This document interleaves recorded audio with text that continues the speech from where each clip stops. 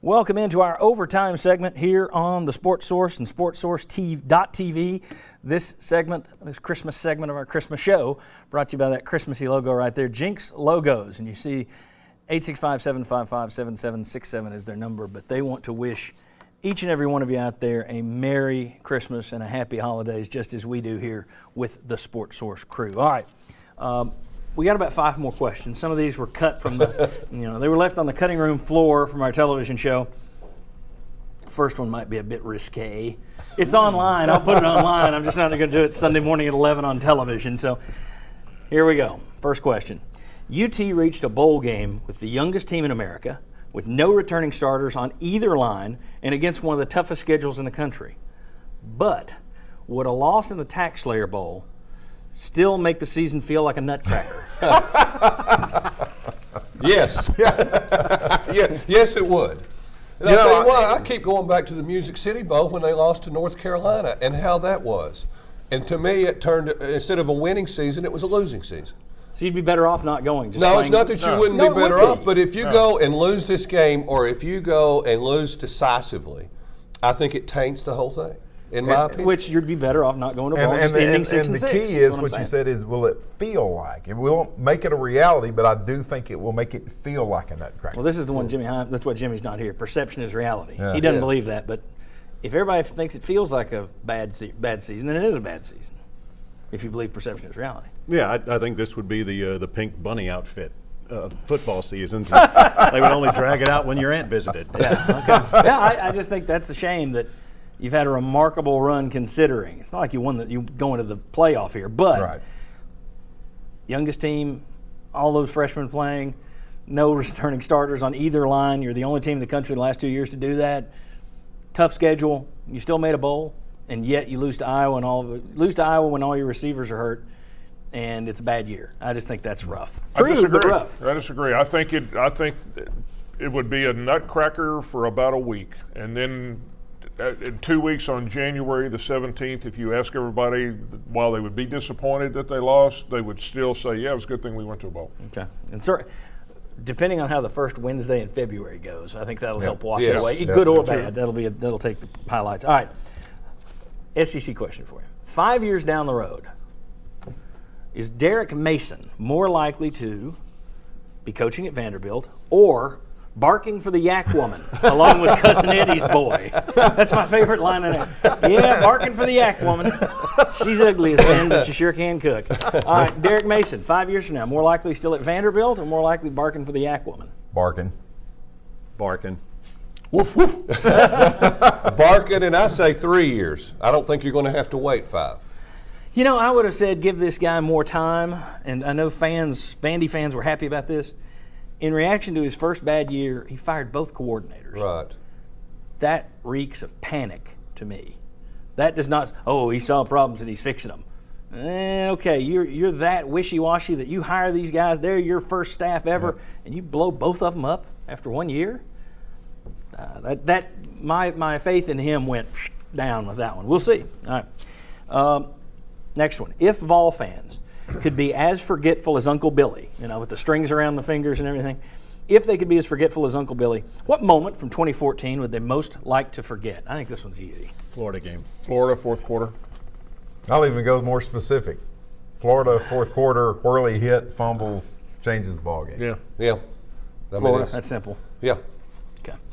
Here we go. That's like the $8,000 or $9,000 question. I forget how much money was in the bag that he lost. Yeah, 8,000. 8,000. All right.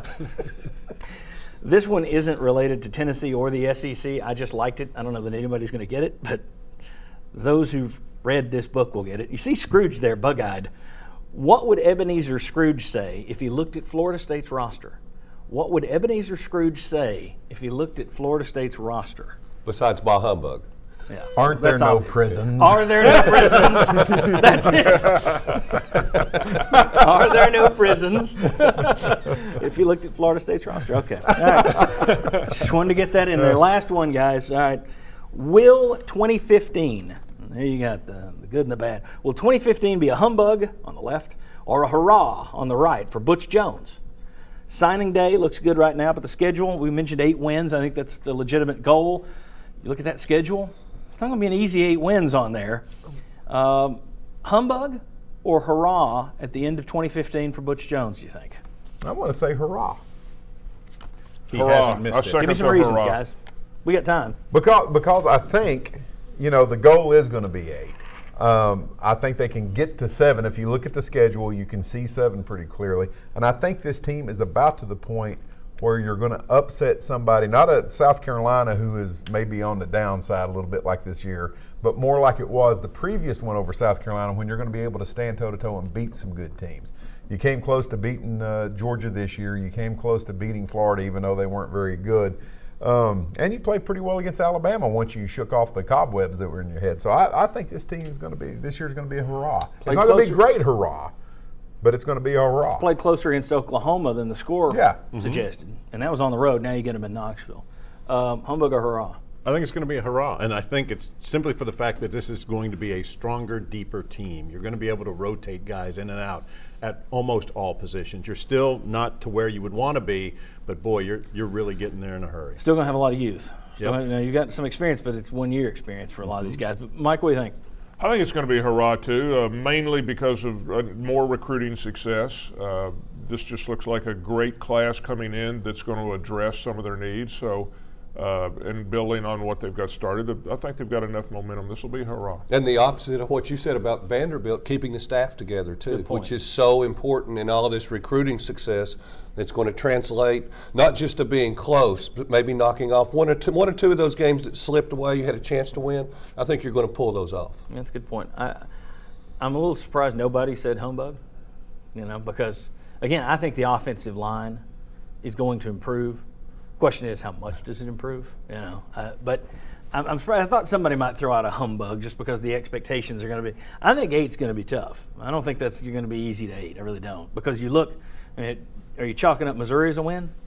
What's it going to take for Tennessee fans to say? Chalking up Missouri as a win. I'm done with that. Yeah, you don't know how good South Carolina. I don't think South Carolina is going to be bad again this year. Georgia's breaking in a new quarterback. You got them here. That's good.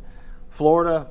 Until you beat them. Until you beat them. Every new coach they hire still beats you. Yeah. So, I'm not going to say humbug either. I think it's going to wind up okay, but I'm a little concerned that the expectation is, it should be 8 easy. And if you check the message board, it's already 9 and 10, which means undefeated playoff by the time you get to I think 7 to and August. you can get to 8.